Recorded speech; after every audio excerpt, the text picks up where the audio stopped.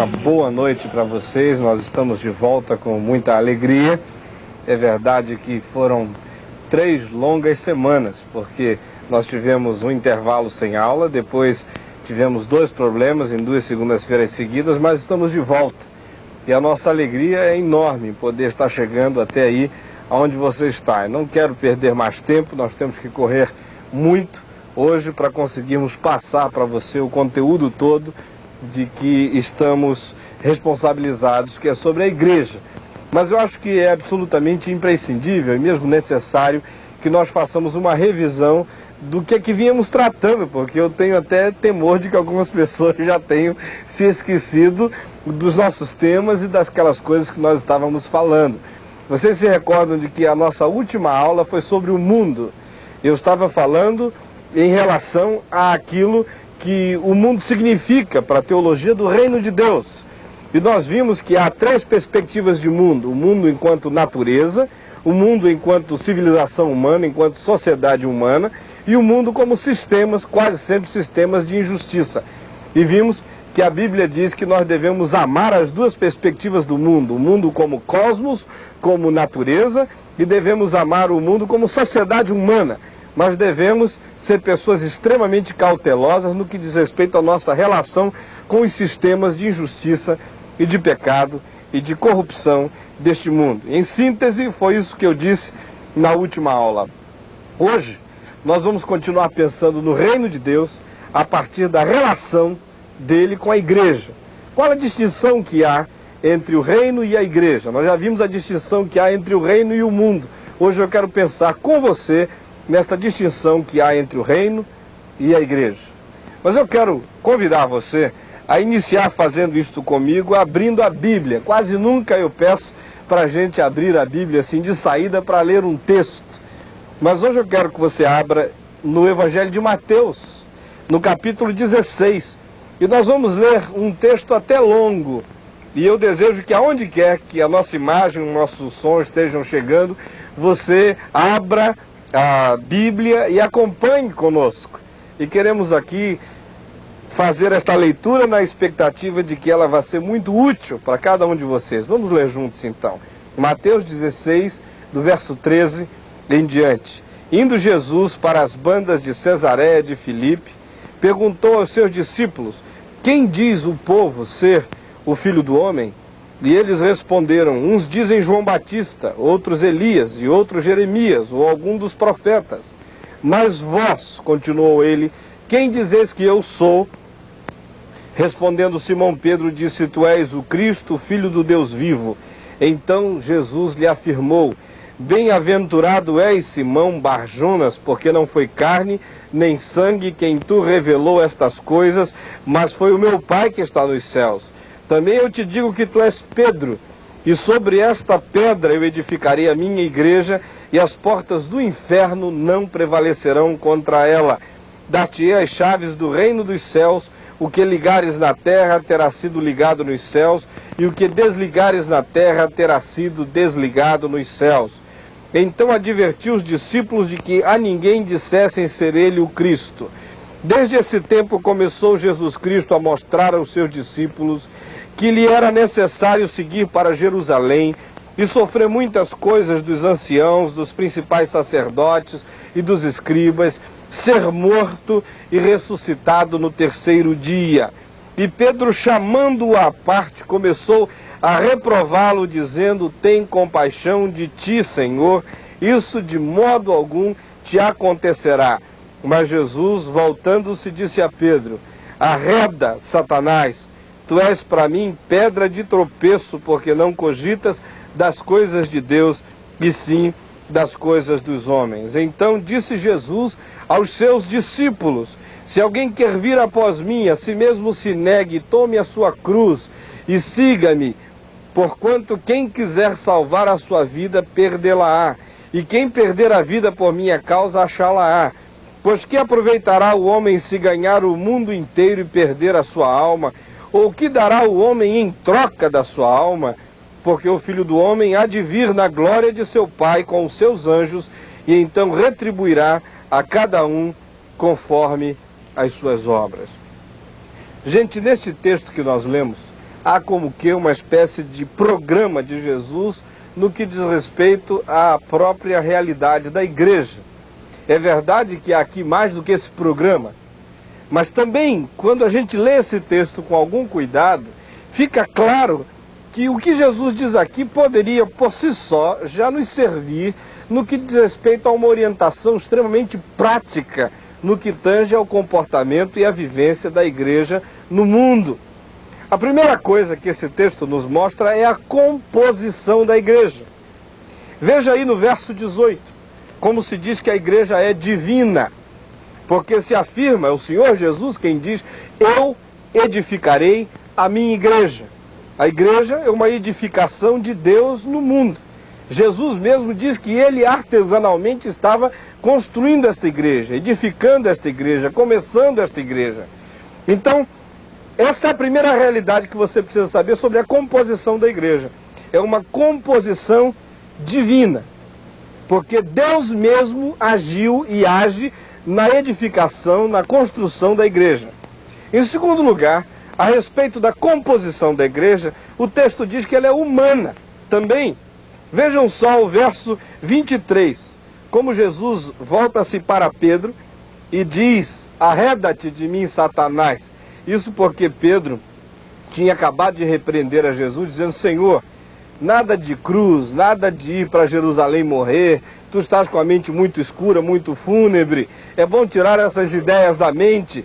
E Jesus o enfrenta e diz que aquela atitude dele era uma negação do que Jesus viera fazer no mundo, que Jesus viera fazer na vida. Mas você veja, se de um lado a igreja é uma realidade composta por ações de Deus, se é Jesus quem está edificando, de um outro lado ela é composta por homens.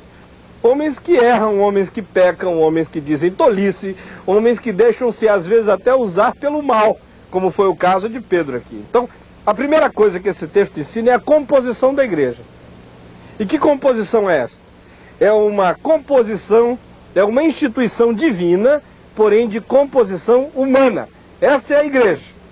Em segundo lugar, o reino de Deus se articula em relação à igreja, e esse texto nos diz isso, apresentando a base da igreja. E qual é a base da igreja? Primeiramente, o verso 18 nos diz que esta base é Cristo. Vejam só o que está dito. Jesus afirmou a Pedro: também eu te digo que tu és Pedro, e sobre esta pedra eu edificarei a minha igreja.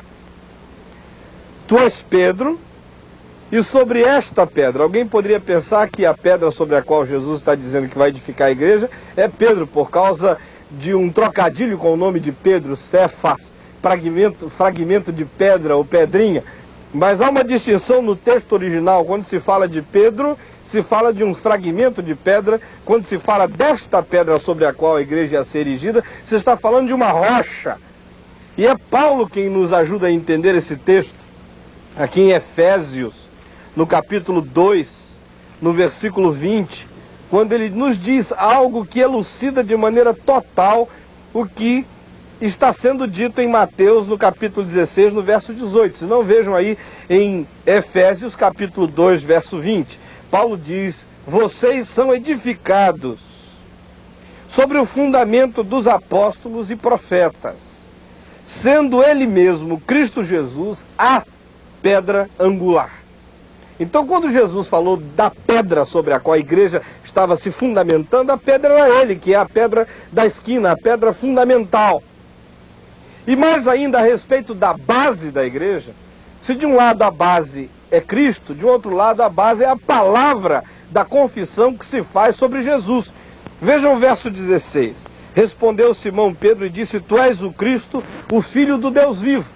Esta é uma outra base da igreja. A igreja está sendo construída com base na palavra que confessa, que afirma que Jesus é o Messias, que Jesus é o Salvador, que Jesus é o Cristo, que Jesus é o sine qua non de Deus no mundo, que Jesus é aquele para quem Deus está fazendo convergir todos os seus propósitos e intenções na existência e na história. Esta palavra que afirma que Jesus é o absoluto e é o Senhor, é a palavra sobre a qual a igreja está sendo construída e está sendo edificada.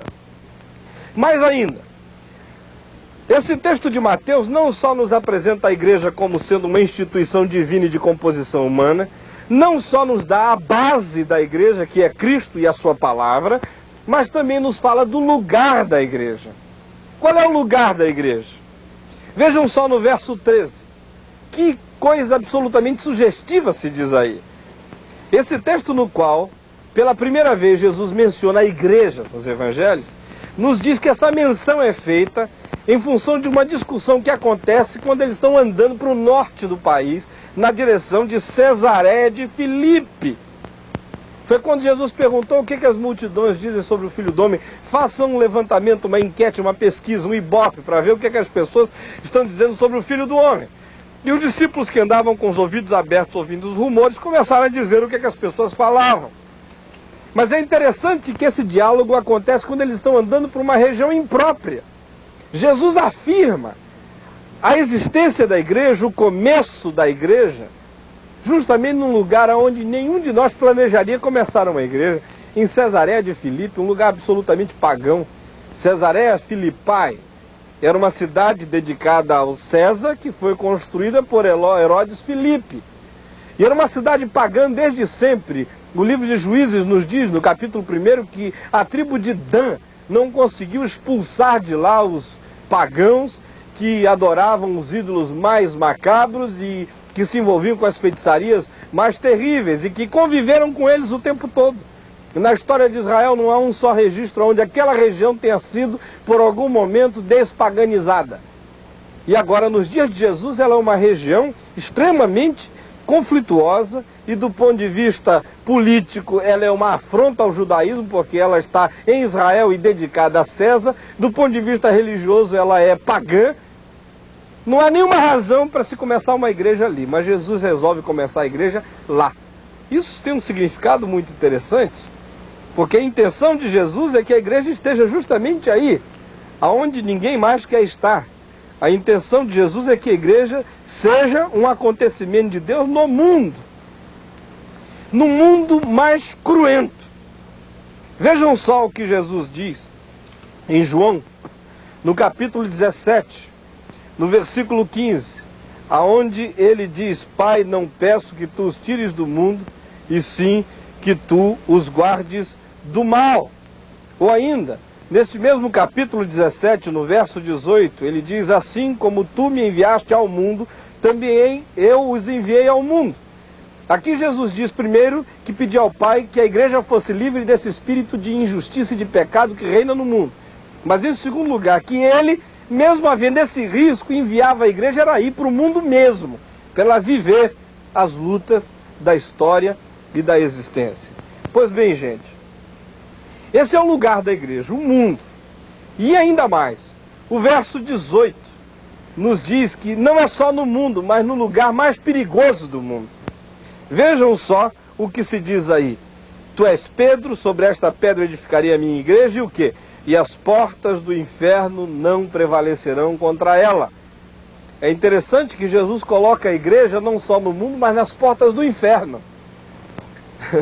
Não coloca a igreja dentro de uma catedral de portas grossas e espessas, com todo mundo assim com o ombro na porta, tentando impedir que um monte de capetas furiosos entrem nela. Ao contrário, a pressuposição de Jesus é que a igreja seria uma comunidade de portas abertas, justamente porque ela não seria uma comunidade escondida, seria uma comunidade agressiva, uma comunidade sem medo, uma comunidade sem fobia, sem temores. Ela não estaria na defensiva. Ao contrário, ela estaria decisivamente vivendo na perspectiva ofensiva, ou seja, nas portas do inferno. Agora, que portas do inferno são essas? Alguns diriam que essas portas são espirituais e que a gente deve ficar de joelhos em casa, orando, pedindo a Deus que vença uma luta espiritual por nós nas portas do inferno.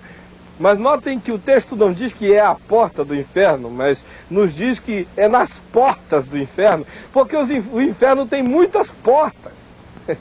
Aqui, na sociedade humana, a porta da fome, a porta da opressão, a porta das drogas, a porta dos vícios, a porta da desumanização, a porta das perversões, a porta das feitiçarias, as portas das injustiças, ou seja, todas essas portas. E a intenção de Jesus é que nós sejamos não uma comunidade recolhida, uma comunidade alienada, uma comunidade afastada da vida, uma comunidade ensimesmada, uma comunidade encastelada, mas ao contrário, sejamos uma comunidade corajosa, exposta, que está aí na vida, no mundo onde as coisas são ambíguas.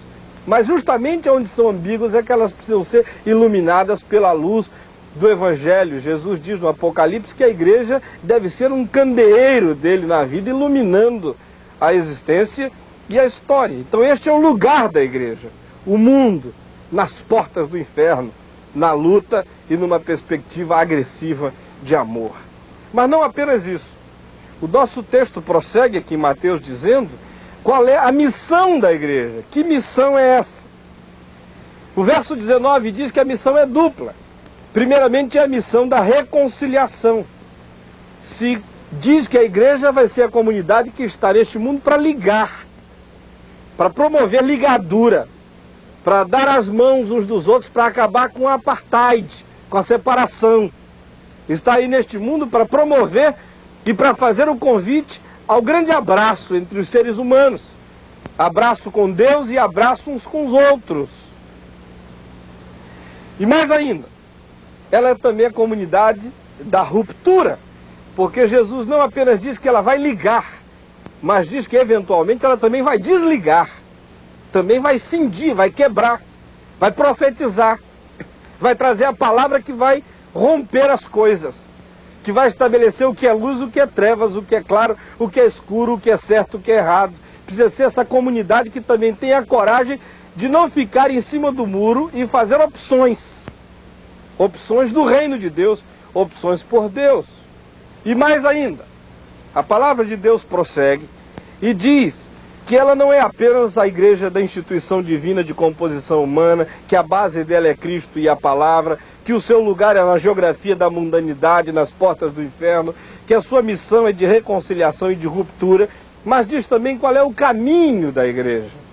Vejam o verso 21, o que nos fala a esse respeito. Jesus, desde que disse a Pedro que a igreja estaria sendo fundada, mudou de assunto, estabeleceu uma outra referência pedagógica. E diz o texto que desse tempo em diante ele começou a falar da sua morte, começou a falar da cruz, começou a falar da dor, começou a falar da ressurreição. E Pedro, quando ouviu isso, começou a reprová-lo, dizendo: tem compaixão de ti mesmo, muda de assunto, não é por aí. E Jesus então o repreendeu e disse que Satanás estava se utilizando de Pedro, porque Pedro de repente perdera a visão do reino e se imbuíra apenas por cogitações meramente humanas. E aí ele prossegue no verso 24, numa palavra que tem total ligação com o que foi dito antes. Então disse Jesus aos seus discípulos: se alguém quer vir após mim, a si mesmo se negue, tome a sua cruz e siga-me. O caminho da igreja é o mesmo caminho de Jesus. Ele disse: o meu caminho é esse, eu vou sofrer, padecer, ser perseguido, ser maltratado, vou morrer. Pedro disse: Senhor, não é por aí. Ele disse: não é por aí? É por aí sim. O diabo é que não quer que seja esse o caminho. Sai, Satanás, deixa a mente de Pedro livre para enxergar os valores do reino de Deus. E prosseguiu e disse: tem mais, se qualquer um de vocês quiser andar comigo, saibam que o caminho de vocês é como o meu caminho. O caminho da igreja é o caminho da luta difícil. Nós não estamos neste mundo para termos uma vida absolutamente fácil e tranquila e boa. É ótimo quando a vida é boa e tranquila. Paulo mesmo diz que nós devemos orar pedindo a Deus que nos dê vida mansa e tranquila, para vivermos com toda dignidade e respeito. Mas ele também diz, escrevendo a Timóteo, que todos aqueles que querem viver justo e piedosamente em Cristo Jesus, de um modo ou de outro, serão perseguidos. E quando a perseguição surge, nós não devemos ter pavor dela, devemos evitá-la com bom senso, mas nunca fugir de uma maneira tal que nos faça negar o nosso compromisso com Cristo e com a verdade. Porque o caminho do discípulo passa necessariamente por esse caminho da cruz, o caminho da igreja. Deve ser um caminho que não tem medo de andar por onde Jesus andou. Mas não só aí, o texto prossegue e nos fala do futuro da igreja. Ela é uma instituição divina de composição humana, A base dela é Cristo, é a palavra, o seu lugar é no mundo, nas portas do inferno, a sua missão é reconciliação e é ruptura, o seu caminho é a cruz, mas ela tem futuro. Qual é o futuro? Vejam no verso 27, porque o Filho do Homem há de vir na glória de seu Pai com os seus anjos e então retribuirá a cada um conforme as suas obras. A retribuição não é aqui, a retribuição ainda está por vir. Ela não se dá neste momento da história, ela se dá na transhistória. Essa é uma síntese daquilo que Jesus chama de a sua igreja. Você faz parte dessa igreja, não importa de que lado da história você esteja, o que importa é que aqueles que são membros da igreja de Jesus são esses que entendem a igreja como isto aqui e que vivem a igreja a partir dessa perspectiva. Mas, pois bem, gente, essa foi apenas uma introdução minha a este assunto. Nós vamos prosseguir agora propriamente olhando para a nossa apostila. E eu quero que você abra a apostila e veja agora que se a igreja é tudo isso que eu lhe disse, vale perguntar qual é a relação da igreja com o reino e com o mundo. Você já sabe um conteúdo básico da igreja. Agora, qual é a relação dela com o reino e com o mundo? A igreja deve ser aquela parte do mundo que já não faz mais parte dos sistemas malignos e mentirosos de injustiça e pecado do mundo. Ela deve ser aquela comunidade que celebra o reino, antevê o reino, prega o reino, conquanto não compreenda o reino todo, porque o reino está para além das nossas teologizações, o reino está para além das nossas próprias compreensões. A igreja é instrumento explícito e é sinal autoconsciente do reino de Deus no mundo. Ela é instrumento autoconsciente do reino de Deus, porque ela não é apenas instrumento, ela sabe que é instrumento do reino de Deus. Como nós vimos na nossa segunda aula, Deus tem muitos instrumentos neste mundo. O reino de Deus usa e se apodera dos agentes mais variados. Mas na grande maioria das vezes, esses agentes não se sabem e não se compreendem como agentes do reino de Deus. Não são agentes conscientes de que o são. Mas a igreja é a agência que se assume como instrumento do reino, como sinal do reino, como proposta do reino e como articuladora da mensagem e do discurso do reino de Deus neste mundo. A igreja articula o discurso da salvação. A igreja é a responsável em estabelecer a maior densidade possível à presença do reino de Deus na história. A igreja não é o reino, ela é do reino, ela é sinal do reino, ela é instrumento do reino e ela deve assumir o compromisso de dar a maior visibilidade, a maior densidade possível à presença do reino de Deus neste mundo e na história. Agora preste atenção no seguinte: quais são os perigos de nós não compreendermos a distinção entre o reino, o mundo e a igreja? Há perigos.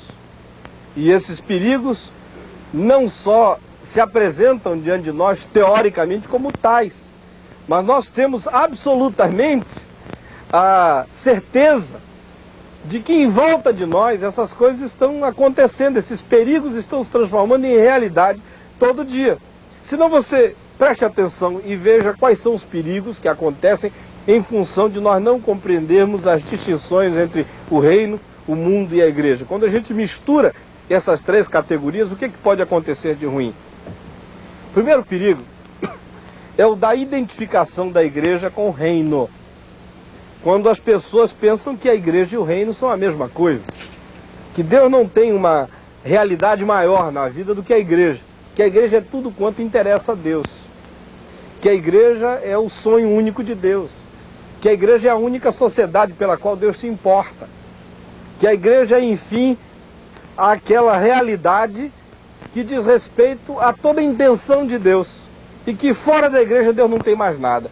há milhares, há milhões de cristãos que pensam assim.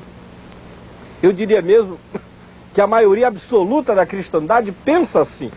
Tem essa visão que mistura as noções e os conceitos do reino de Deus com a igreja. E o que acontece quando a gente tem essa visão que confunde e que mistura a igreja com o reino de Deus? Primeiramente, isso faz emergir uma imagem eclesial abstrata, idealista, espiritualizante. Faz surgir uma igreja esotérica, ausente da vida. Porque note bem, se a única realidade pela qual Deus se interessa é a igreja, então não interessa se a igreja tem relação com qualquer outra dimensão da vida ou da sociedade.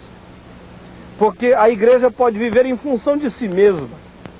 E ela, não tendo nenhuma consciência de qualquer intenção de Deus no que diz respeito ao todo da vida, passando a crer que Deus só se interessa por ela própria e confundindo a si mesma com o reino, ela se torna uma igreja que se aliena, que se ausenta, que se afasta, que se torna um gueto, no qual não há espaço para nenhuma outra dimensão, para nenhuma outra questão, para nenhuma outra preocupação, para nenhum outro tema que não seja o tema imediatamente ligado à existência da igreja como tal.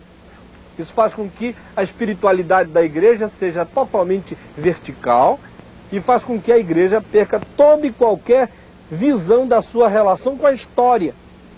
Passa a ver a igreja não como uma comunidade que está em missão e a serviço de algo maior, que é o reino de Deus, mas passa a se ver a si mesma como reino e achando que tudo quanto a Deus interessa está acontecendo dentro dela. Isso faz surgir então uma visão diminutiva do reino de Deus. Faz surgir uma visão que reduz o reino ao tamanho dos nossos interesses religiosos.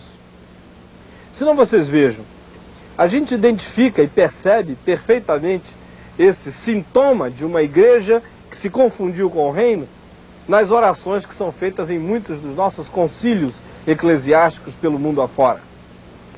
Depois de alguns dias onde se lê ata, aonde se carimba papéis e aonde se perde tempo com vírgulas e coisas irrelevantes, e aonde não se trata de modo algum do que está acontecendo no mundo, nem dos grandes conflitos da história, nem dos grandes vácuos geográficos onde a missão deveria estar, nem sobre os grandes desafios contemporâneos, depois de 4 dias inócuos só tratando de papel e de vírgula e de ata, alguém faz uma oração no fim, muito grato a Deus, dizendo: ó Deus, nós estamos muito gratos, porque ficamos aqui esses 4 dias tratando das coisas do teu reino.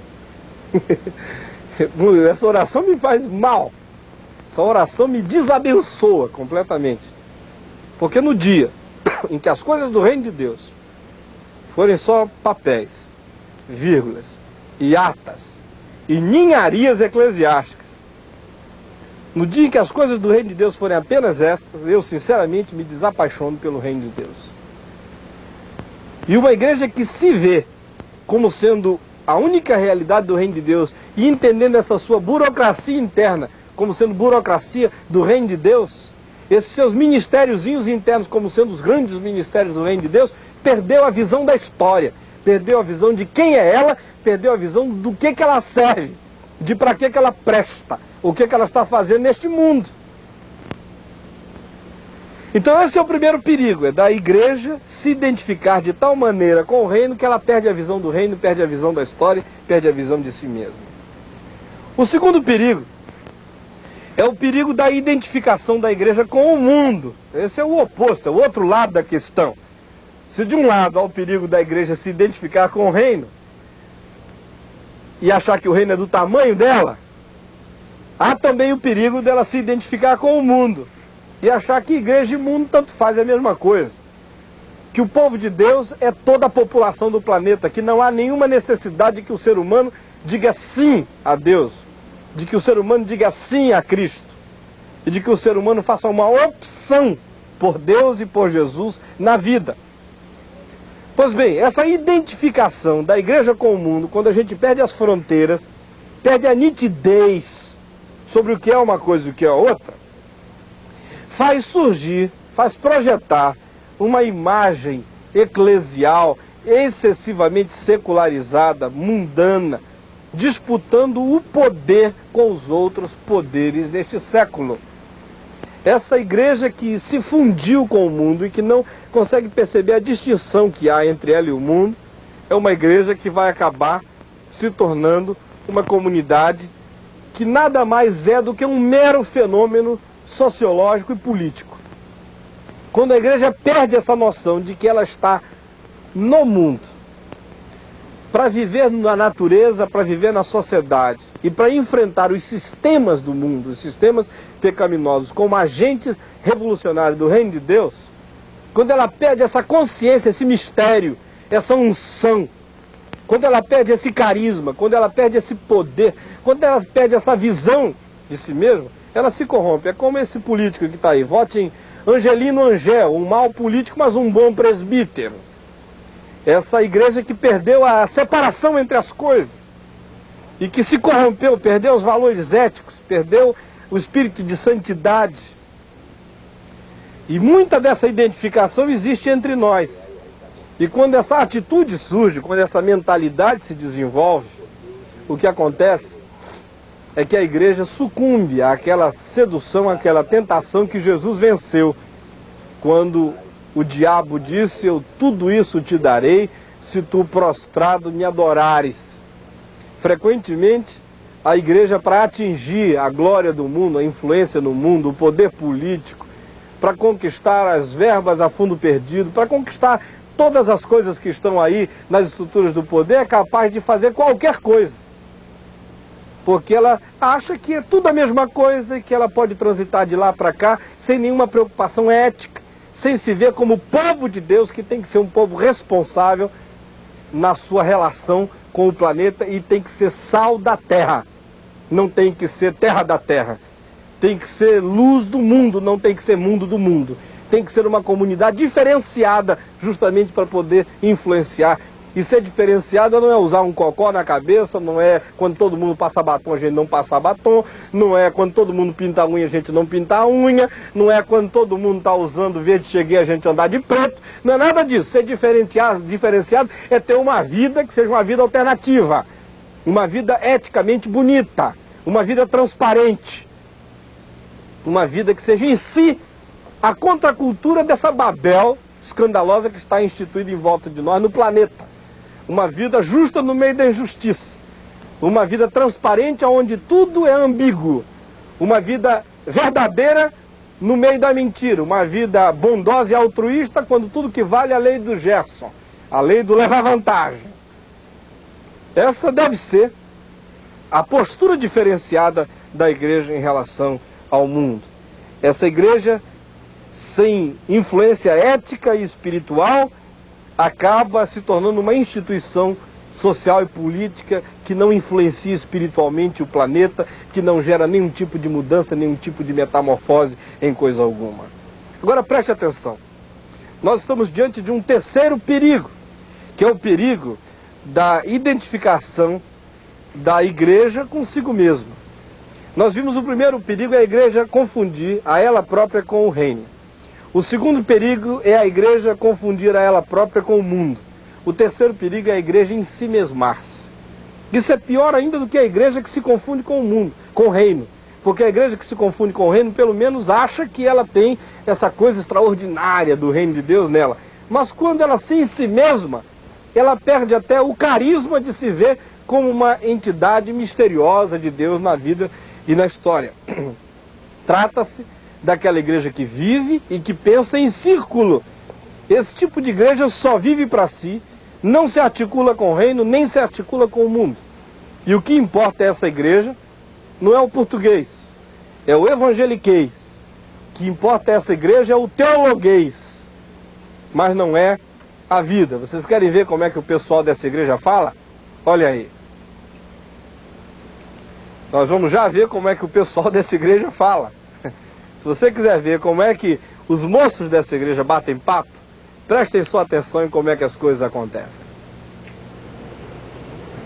Oi, Ageu, tudo bem? Nossa, tá tão diferente. Estou na Soberana. Como é que é? Tá na quê? Na Soberana Vocação, partindo para o alto. Ah, você vai fazer uma viagem de avião? Pô, me amarra em andar de avião. Não é nada disso. Você não entende porque você é deste mundo. E eu não sou mais. Não é desse mundo? Como é que vai o pessoal de sua casa, o seu pai, a sua irmã? Tô morrendo de saudade do pessoal. Meu pai, aquele fariseu, é um adorador de Baal. A minha irmã continua um sepulcro caiado. Só a minha mãe que escapou, após subir o monte e retirar a sandália dos pés. Bom, Ageu, eu já vou indo, tá? Espere um pouco. Vá pelo caminho estreito. Veja se escolhe a porta estreita. Porque o caminho largo poderá levá-la para a perdição. Caminho estreito? Porta estreita? Esse é o nosso pessoal. Agora vocês imaginem esse tipo de conversa, se alguém entende em algum lugar. Como é que vai, Gil? Eu tô na Soberana. Não é? Outro dia eu passei por um rapaz e o rapaz virou-se para mim: como é que é, pastor? E tudo? Tudo bem? Eu falei: tudo bem, e você como é que está? Ele disse: estou na brecha pelo irmão. Você sabe o que é isso? Estou na brecha pelo irmão? Imagine se você aqui na esquina da Avenida Rio Branco, com a Presidente Vargas, ouvindo a conversa do Ageu com a Marlete, ou ouvindo a resposta desse rapaz para mim: estou na brecha pelo irmão. As pessoas não sabem o que é isso.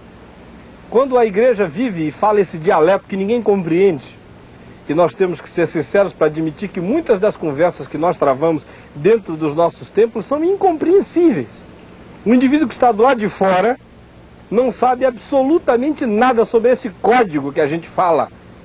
Eu estava outro dia num programa de televisão aqui na TV Educativa, num programa sem censura, sendo entrevistado, e entre os entrevistados havia um motorista de táxi chamado Curió, que é líder de uma rádio entre os motoristas de táxi.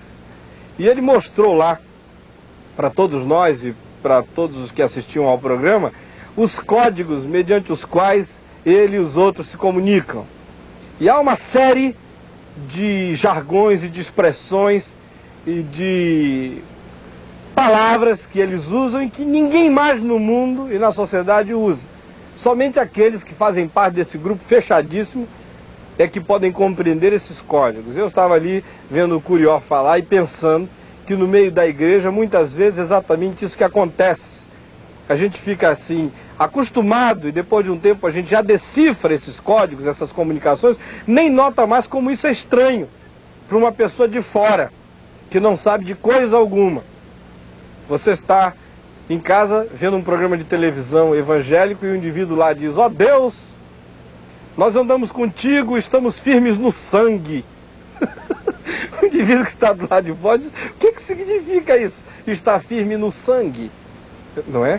Se não se explicar isso, ninguém sabe o que é. É verdade que na Bíblia há uma expressão sobre essa, mas ela é farta de um conteúdo teológico muito rico e que se pressupõe que quando se fala essas coisas para os que estão do lado de fora, elas precisam ser bem explicadas. Caso contrário, é melhor não falá-las para que nós não fiquemos nos comunicando através de um dialeto que ninguém mais consegue compreender no mundo e nem no planeta. Pois bem, gente, esse é o perigo da igreja se ensimesmar, da igreja voltar-se sobre si mesma, se alienar do resto. E para ela não interessa mais a história como um todo, interessa só a historiazinha dela. Para ela não interessa mais as mudanças que estão se dando no mundo, para ela interessa-se apenas com os seus programas interiores como igreja. Para ela não interessa mais o que está se convulsionando no planeta. Para ela interessa apenas quais foram as últimas deliberações do concílio.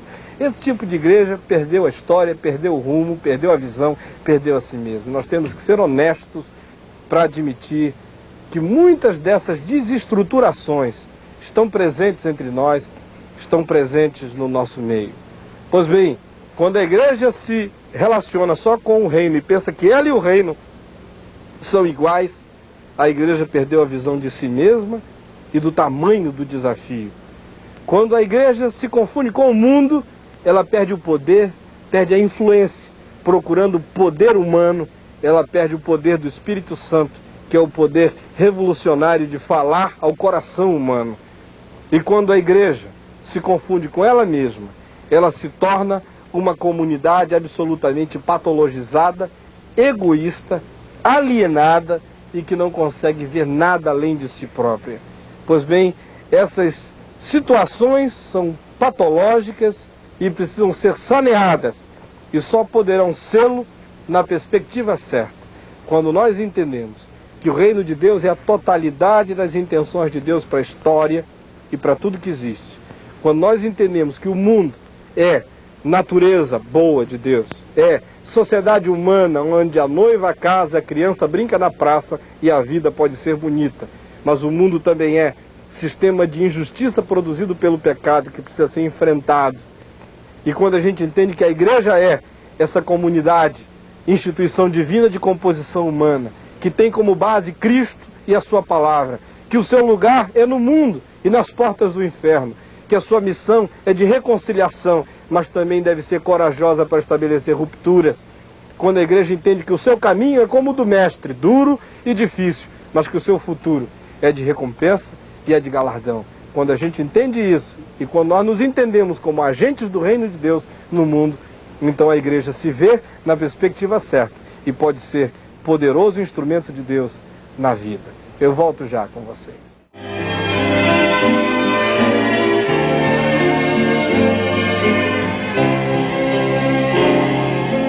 Ok, vamos para as nossas perguntas desta noite. Pastor Caio, a primeira pergunta é aqui do Rio de Janeiro mesmo, e diz o seguinte: se Jesus é a pedra fundamental da igreja, qual ou quem é o fundamento do reino? Se Jesus é a pedra fundamental da igreja, quem e qual é o fundamento do reino? Ora, nós dissemos no início deste nosso bloco de reflexão sobre o reino de Deus, que o Evangelho de Marcos, no capítulo 1, no versículo 15, 16, também no 17, nos dá conta de que quando Jesus começa o seu ministério, ele mesmo diz: o reino de Deus chegou, porque ele presentifica o reino. A base e toda a relação referencial do reino de Deus a gente encontra em Cristo. Ele é que chega e inaugura o reino, presentifica o reino, ele é que vem e realiza o reino, ele é aquele que estabelece os referenciais do reino, e ele é aquele que virá para absolutizar o reino de Deus neste tempo, nesta hora, na história, e para também nos introduzir na vida na qual não há mais tempo, na vida eterna. Então a base da igreja não é uma e a base do reino é outra. Aquilo que é base do reino é base também da igreja, já que a igreja é em si elemento constitutivo do reino de Deus. Seria estranho que o reino tivesse uma base e a igreja tivesse outra. A Bíblia diz em Colossenses, no capítulo 1, nos versos 19 a 23, que Deus resolveu que em Cristo todas as coisas convergissem na plenitude dos tempos. Então Jesus é o centro de todas essas coisas para as quais tudo está convergindo, e diz a Bíblia que a intenção de Deus é que reconciliar em Cristo consigo mesmo todas as coisas, quer nos céus, quer sobre a terra, e incluindo a igreja. E a vós outros também, que outrora éreis estranhos e inimigos de Deus no entendimento, agora, porém, Deus vos reconciliou mediante a morte de Cristo. Vocês foram aproximados. Então, aquilo que serve para todas as dimensões da vida, serve também para a igreja. Aquele que reconcilia o homem consigo mesmo, que é Cristo, também está interessado em reconciliar consigo mesmo todas as coisas do próprio universo. Mas é verdade que a igreja tem um papel preponderante nesse processo todo, porque aqui em Efésios está dito no capítulo 1, no verso 22, que Cristo está acima de todas as coisas, e que para que ele manifeste essa sua soberania na história, Deus o deu para ser cabeça da igreja, a qual é o seu corpo, a plenitude daquele que a tudo enche em todas as coisas. Então, reforçando só o que eu lhes disse hoje, a igreja não é o reino é maior que a igreja, mas a igreja tem em consigo a responsabilidade de dar a maior densidade possível ao reino de Deus. Por isso é que o apóstolo Paulo diz que Deus pretende que na igreja habite uma densidade, uma plenitude muito especial do reino de Deus na história, e ele deseja que isso comece a acontecer desde já, desde aqui, desde agora, porque, olhem, se o mundo olha para Deus, o mundo não chama a Deus de Senhor. No máximo o mundo chama a Deus de Salvador. No máximo o mundo chama a Deus de Redentor. Quando Cristo se mostra para o mundo, ele nunca aparece como aquele da visão lá de Apocalipse, no capítulo 1, onde ele aparece naquela metáfora, com aquelas manifestações profundas, né? Uma espada que sai da sua boca, os olhos como chamas de fogo, o cabelo branco da eternidade, vestido com a couraça e cintos de realeza e vestes de sacerdote. O mundo não o vê assim, com essa soberania, com essa realeza, com esse senhorio todo. O mundo, quando vê Cristo, quando consegue enxergá-lo, no máximo vê como o Cordeiro de Deus que tira o pecado do mundo. Agora a igreja é que vê a Cristo como Senhor. E é porque a igreja vê a Cristo como Senhor que ela tem a obrigação e a responsabilidade de viver debaixo desse senhorio de Cristo e ser a primeira comunidade a se curvar diante do reino de Deus, dos valores do reino de Deus. Só que ela deve fazer isso de maneira consciente, de maneira calorosa, de maneira alegre e feliz, de maneira absolutamente celebrativa, no desejo de que ela seja essa igreja que fala do reino e também a comunidade onde a força, o poder, os critérios, os referenciais e os valores do reino de Deus já estejam sendo vividos, notados, assumidos e praticados. É verdade que nem sempre é assim, e a gente fica dolorido de perceber que nem sempre é assim, mas é para essa realidade que eu e você estamos sendo convocados. De Rio Verde, o nosso irmão pastor Jonatas pergunta: se a igreja é uma composição humana, mas com conteúdo e base e fundamento divino, por que existe então tanta divisão eclesiástica entre nós? Isso também faz parte do plano de Deus para a sua igreja e para o seu reino? Bom, eu vou falar sobre isso no Congresso da Vinde. Eu queria só dizer o seguinte: Ciane acabou de ordenar o Jonatas, que eu sabia, é médico Jonatas, disse o pastor Jonatas, acabou de ordenar o irmão aí em Rio Verde. Mas eu vou falar sobre esse assunto no Congresso da Vinde, sobre essa unidade. Mas de antemão eu quero dizer o seguinte, que não há subterfúgios. Jesus diz aqui em Mateus, no Evangelho de João, no capítulo 17, que a oração dele é para que a igreja fosse uma comunidade una. Eu rogo não somente por estes agora, mas também por aqueles que vierem a crer em mim por intermédio da sua palavra, a fim de que todos sejam um, como és tu, ó Pai, em mim, e eu em ti também, sejam eles em nós, para que o mundo creia que tu me enviaste. Então, a intenção de Jesus é que haja unidade. Agora, há 3 tipos de unidade. Primeiramente, existe a unidade metafísica. Essa unidade acontece em Cristo. Independe de eu conhecer o Jonatas ou não. Independe de eu amar o Jonatas ou não. Independe de eu e o Jonatas estarmos de acordo com as mesmas coisas. Essa unidade não é tanto em função de que eu aceito você e você me aceita. Essa unidade existe em função de que Cristo aceitou a mim e aceitou a você. Ainda que eu tenha dificuldade de aceitar você como meu irmão, por causa de minhas limitações, de minha miopia espiritual, de minha pobreza de visão da vida, eu tenho algumas dificuldades com algumas pessoas. Digo, não, será mesmo que eu posso ter comunhão com ele? Mas em Cristo, eu querendo, eu não querendo, eu tenho comunhão com ele, se Cristo aceitou. Por isso, sempre que eu começo a ter dificuldade com alguém, eu devo sempre me perguntar se eu, porventura, estou tendo dificuldade de aceitar alguém a quem Cristo aceitou. Porque se Cristo aceitou, ele é seu irmão, você queira ou não queira. O segundo nível de unidade é aquela unidade que se dá na vivência do corpo de Cristo. Ou seja, na troca dos nossos dons. Vocês vejam bem, eu sou um pastor presbiteriano, mas esse programa do VindeSat está chegando em igrejas quadrangulares, está chegando em igrejas batistas regulares, está chegando em igrejas pentecostais, está chegando em igrejas carismáticas independentes, está chegando em igrejas as mais variadas. E os dons que Deus me deu estão sendo úteis para abençoar as vidas de vocês. Por outro lado, eu às vezes me assento em alguns lugares e ouço pessoas com as quais eu não tenho afinidades imediatas muito grandes, mas quando eles exercitam os dons deles, eles me abençoam. É uma irmã que eu não conheço e que cantou um hino que aqueceu meu coração. É num congresso internacional, um pregador que traz uma mensagem que faz você tremer nas bases. Enfim, nessa troca de dons, há uma unidade. Nesse sentido, o Congresso da Vinde vai ser utilíssimo para promover essa unidade, porque vai haver intercâmbio de dons, de serviços espirituais e de ministérios. O terceiro nível de unidade é a unidade física, histórica. Essa unidade deve acontecer em algumas perspectivas. Em primeiro lugar, naquela perspectiva da cidade.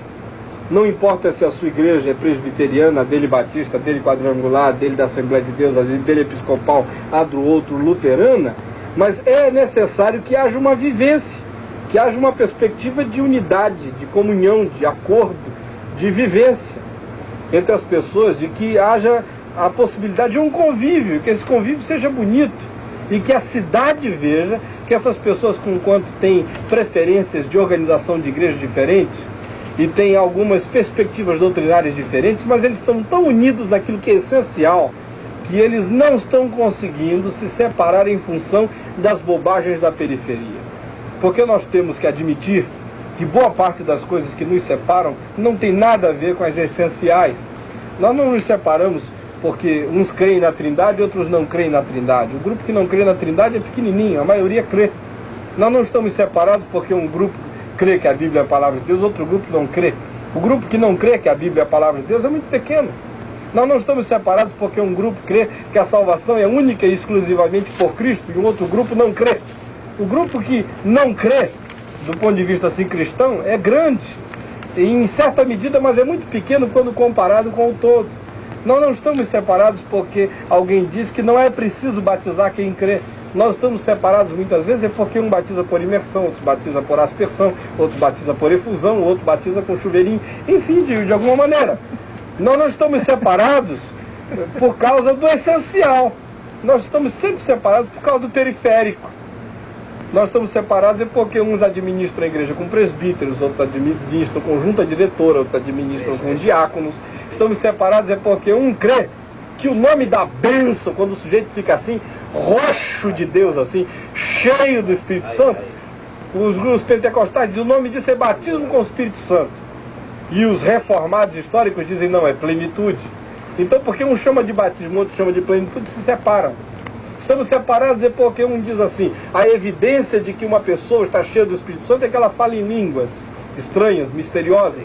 E o outro chega e diz, não, a evidência é moral, é apenas a vida limpa, a conduta e tal, e tal, e tal. Então, por causa disso, a gente se separa. Mas, no fundo, se nós formos parar para pensar, nós estamos nos separando por tolice. Porque as línguas cessarão, a ciência passará, né? Todas essas teologias passarão. E o que vai ficar, e o que dura para sempre, não é nem a fé. Porque haverá um tempo em que eu não vou mais precisar de fé. A fé é contingencial. Eu só preciso de fé hoje porque aquele a quem eu amo e ao qual eu me entreguei, eu não vejo. Por isso eu preciso de fé. Mas quando eu estiver face a face com ele, nem de fé eu preciso mais.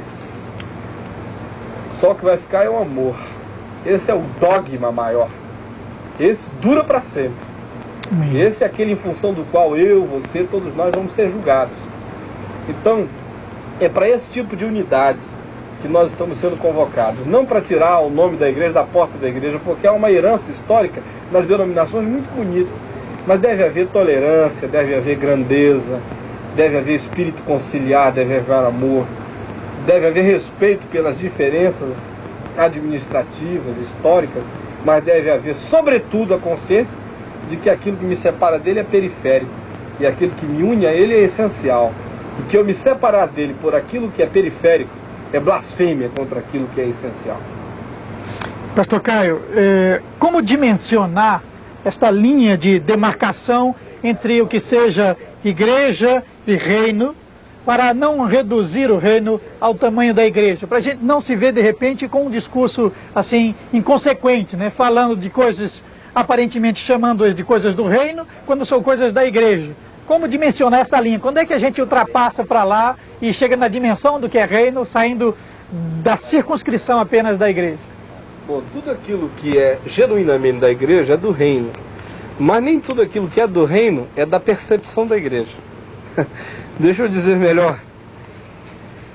O que eu disse hoje ilustrando foi que às vezes a gente vê nos concílios as pessoas assim dizendo: oh Deus, estamos aqui há 4 dias tratando das coisas do teu reino, e ficaram lendo ata. Não tenho nada contra ler ata, acho bom.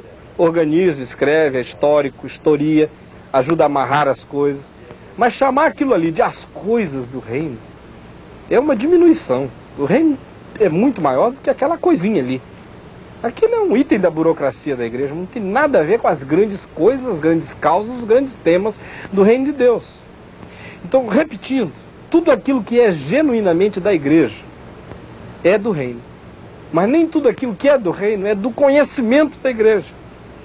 Porque eu penso que aonde quer que haja uma necessidade humana que a igreja perceba, aí há um desafio para a visão, para a missão, para o trabalho da igreja.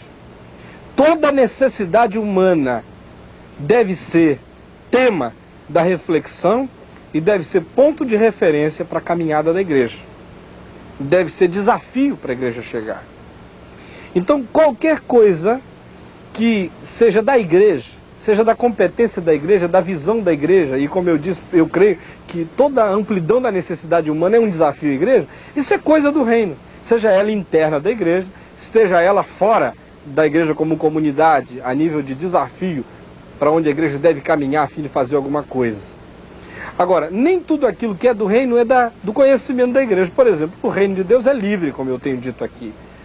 Há coisas acontecendo hoje no quite do reino de Deus. Mas o quite é muçulmano. O percentual da igreja lá é 0, qualquer besteira. Mas será que Deus não está agindo no quite? Deus está agindo no quite. Deus está agindo no quite ainda que eu não saiba. Ele não quer agir no quite sem que eu saiba. Ele deseja que eu vá para lá, para que as ações dele lá se intensifiquem.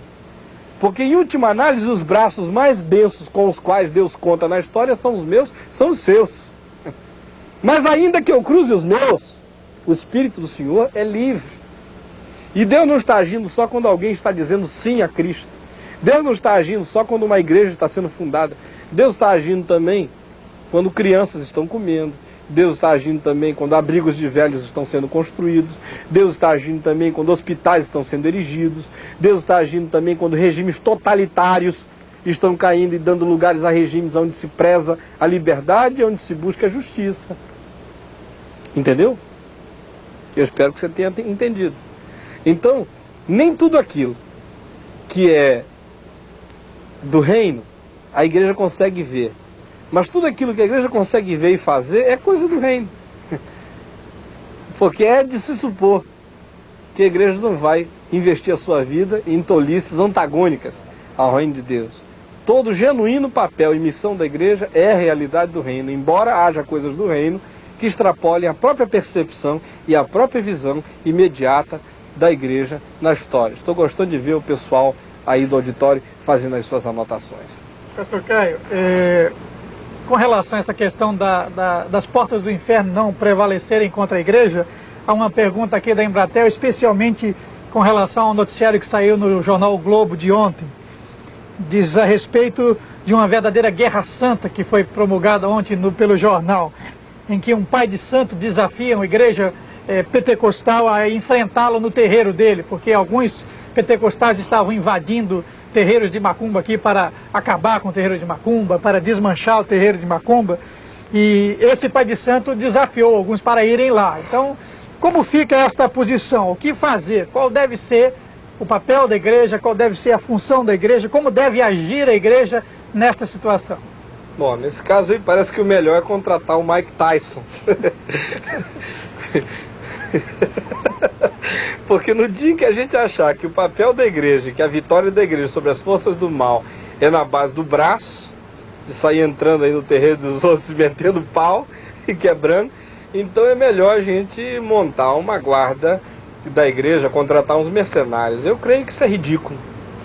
Eu creio que o reino de Deus não é o reino dos ídolos, não é o reino da feitiçaria, não é o reino da bruxaria. Creio que a verdade de Deus repudia isso tudo. Mas creio que o modo pelo qual o reino de Deus prevalece não é através da invasão de terreiro para quebrar tudo. Eu creio que é através do Evangelho. Quando o Evangelho é pregado com poder e quando as pessoas creem nele, o feiticeiro se torna santo, a bruxa se torna mulher de Deus, o pai de santo se torna filho de Deus pela fé em Cristo Jesus, o endemoniado se torna templo do Espírito Santo, o terreiro de macumba vira ponto de pregação e as coisas todas são alteradas. E não é preciso ninguém chegar lá com o martelo na mão para sair agredindo os outros. Nós estamos num país livre. E se eu desejo que uma escola de samba não vá para a porta do meu templo para fazer lá a maior algazarra deste mundo, eu preciso também respeitar a escola de samba quando ela está sambando no sábado à noite e não colocar um alto-falante estúpido assim na boca do galpão com um pastor lá dentro gritando aleluia, glória a Deus, enquanto o pessoal está querendo esquentar o tamborim. Então, se eu quero ser respeitado, eu preciso respeitar a questão de educação. Não é nem questão de teologia, é de educação. Não é por força, nem é por poder. Não é por microfone gritando um contra o outro, nem é nada assim. É no poder do Espírito Santo que o reino de Deus cresce. Então eu creio que essa briga aí é inócua, é sensacionalista, é estúpida. E que o reino de Deus avança quando o evangelho é pregado e os seres humanos creem. Não é quando um ídolo de gesso é quebrado. Porque quebrar ídolo de gesso é muito fácil, a gente compra. Vai aí na casa de macumba, compra milhares, chega lá na igreja e quebra. Mas o mal vai continuar andando. Enquanto o mal não sai do coração humano, ele não sai dos ídolos.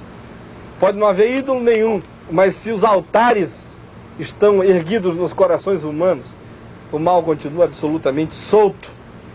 O que precisa é haver conversão do coração a Deus. E as outras coisas serão derrubadas espontaneamente e de maneira absolutamente automática. Pastor Caio, um irmão diz que percebe a institucionalização da igreja e ele fica um pouco perdido, porque ele quer sair da igreja, mas ao mesmo tempo tem dúvidas, fica confuso para ele porque ele sente que precisa permanecer lá. O que é que ele deve fazer para que a igreja onde ele está, a igreja local onde ele está, apresente uma maior densidade do reino? A primeira coisa é ficar lá. Fique lá. Agora, eu tenho muito medo de pessoas que andam querendo sair da igreja.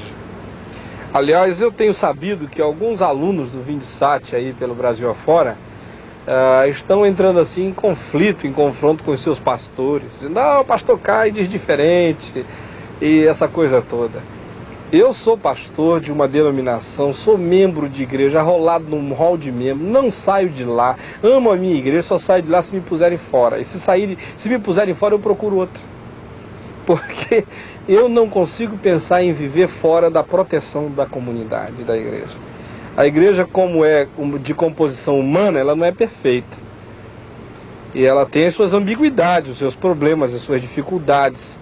Mas é justamente aí, no meio dessas dificuldades, que eu e você devemos estar. Com pastores que têm a mente aberta, com outros que têm a mente estreita, com conselhos, juntas diaconais ou diretorias de igreja mais ativos, outros mais mortos, mais parados. Algumas comunidades com uma bonita visão da vida, outras que só conseguem enxergar a si mesmas. Enfim, umas excessivamente exageradas para um lado e frias para o outro, outras muito quentes de um lado, mas absolutamente emburrecidas para certas percepções da vida e da Bíblia. Enfim, não há essa comunidade perfeita. Se você sair para formar a perfeita, você já saiu com uma atitude tão soberba que em si mesmo já vai significar a ruína dessa nova igreja que você vai formar. Então tome cuidado para que as coisas que eu estou dizendo não empurrem você para fora da igreja. Eu estou tentando empurrar você para dentro dela, para que você seja sal e luz na igreja como instituição, porque às vezes a igreja como instituição está carente de luz, de sal, de sabor, de vida, de entusiasmo, de amor e de uma atitude construtiva. Está precisando dos seus dons. E a maneira de você contribuir não é com o dedo em riste acusando o pastor ou o líder, mas é você se ombreando a ele, você se dispondo a ser um cooperador que caminha com paciência, mas com aquela obstinação dos que sabem para onde a comunidade deve ir e aquilo que ela pode ser.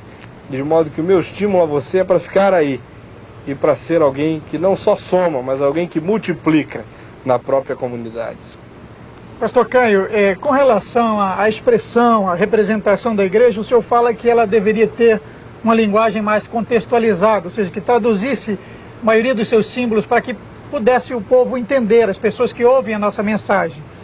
O senhor acha que isso incluiria uma nova tradução da Bíblia?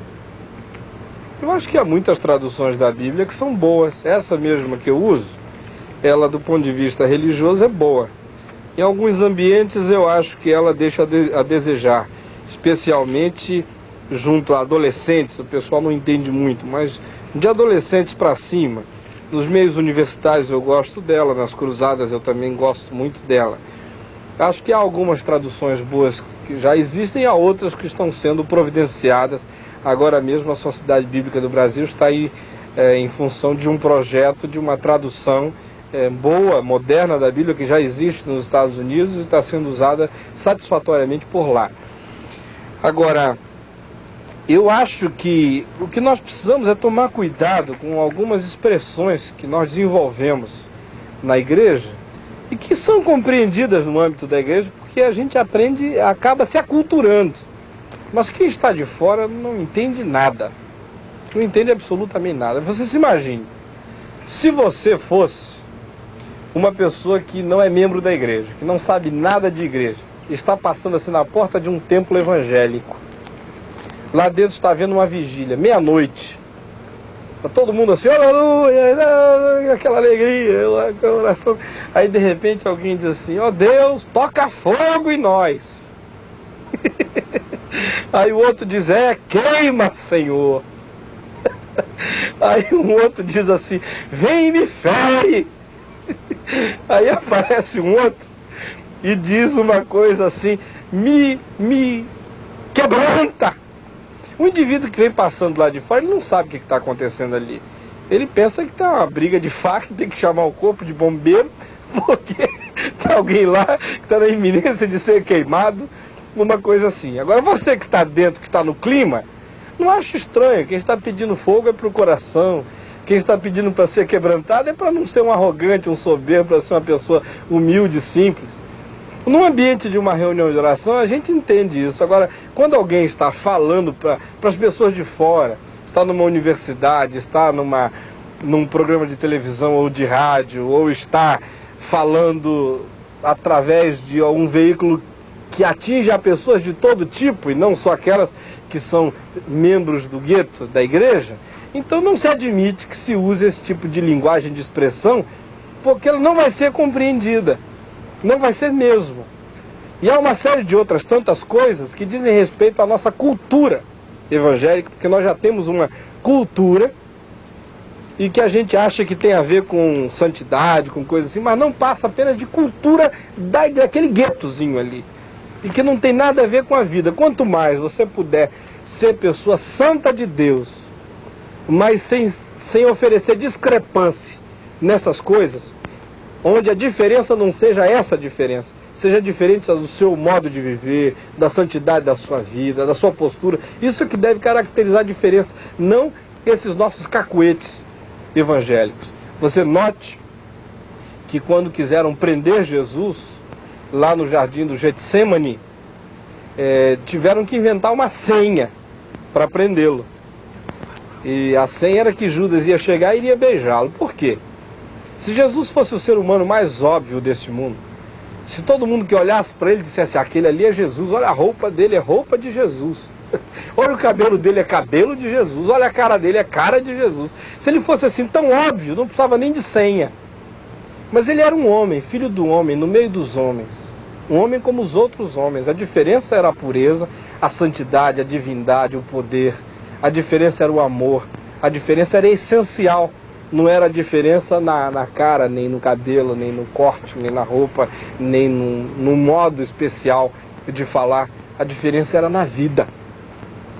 Então é para esse tipo de diferença que nós estamos sendo convidados. E não há nenhum problema em nós reciclarmos todo o nosso jargão, toda a nossa falação para falarmos como as pessoas, enfim, falam na vida. Se você tem tendências intelectuais, você vai acabar falando como os intelectuais falam. Se você tem perspectivas populares, vai falar como o povão. Mas você vai falar como os intelectuais falam na universidade ou vai falar como o povão fala na rua. Não vai falar uma outra língua, a língua da igreja que ninguém entende. Terminando o nosso momento, pastor Caio, nós gostaríamos só de mandar um abraço muito grande para o senhor Luiz Seibel. Ele é de Campo Herê, Santa Catarina, é católico, dono de uma antena particular e que tem assistido às nossas aulas. Ele fez uma perguntinha hoje a respeito da questão do feriado, por que mudou o feriado, vai ser no meio da semana, não vai ser antecipado o feriado de finados, que nós não gostaríamos de responder nesta noite. Gostaríamos também de reforçar a nossa informação do primeiro momento da nossa aula de hoje. O pessoal de Cuiabá não sintonizou bem o sinal no começo da aula, mas gostaríamos de dizer que não fizemos o sorteio dos alunos hoje. Vamos realizá-lo lá no Congresso, né? E todos aqueles prêmios continuam valendo para você lá no Congresso. Gostaríamos de dizer que você pode mandar ainda a sua inscrição. Há tempo ainda de fazer isso, mas que se prepare e corra exatamente para que possa participar ainda do nosso sorteio lá no Congresso. Ok? Bom, eu também gostaria de dar uma reforçada nas coisas. Nós ficamos 2 segundas-feiras sem poder falar do Congresso.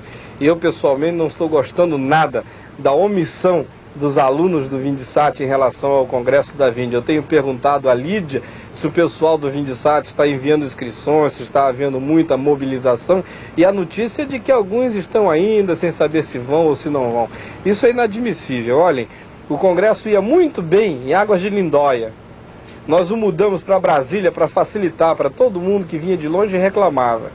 Então você que vinha de longe e reclamava não tem desculpa de não ir esse ano. Nós estamos esperando que os coordenadores se mobilizem. O Congresso não é só para pastores, o Congresso é para você aí do Vindisat, que quer participar conosco. Entre num ônibus, forme uma caravana, forme um grupo, apareça lá, vai ser nossa alegria enorme ver você para lá. E quem não for vai perder um congresso tremendo. Eu já recebi os esboços do Dr. Paul Pearson e da irmã Anne Graham, filha do Dr. Billy Graham. Os esboços deles estão ótimos do que eles vão falar lá. Quem não for, não sabe o que vai perder. Nosso desejo é que vocês todos apareçam. Nós vamos terminar agora, vamos fazer como fazemos sempre, vamos orar juntos, em nome de Jesus. Senhor Jesus, nós te invocamos nesta hora. Agradecemos-te a oportunidade de usarmos este veículo, este satélite, de difundirmos a tua palavra, de a estudarmos com milhares de alunos neste país que estão interessados em compreender o Evangelho e crescer na tua palavra, na verdade. Pedimos que o Espírito Santo os ilumine, os instrua, que o teu Espírito os ensine a amarem a igreja, a amarem o mundo que precisa de ti, a amarem a vida, que o Espírito Santo os motive a serem pessoas verdadeiras e santas, vivendo num tempo de tanta corrupção e maldade, mas ajuda-os a serem referenciais da tua bondade, da tua misericórdia, do teu amor e da tua justiça. Pedimos que tu os estimules a viverem comprometidamente com o Evangelho como discípulos de Jesus.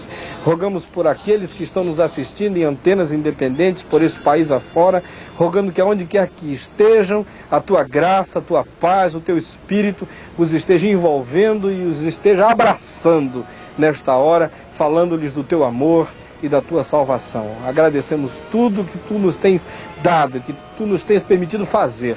Em nome de Jesus. Amém.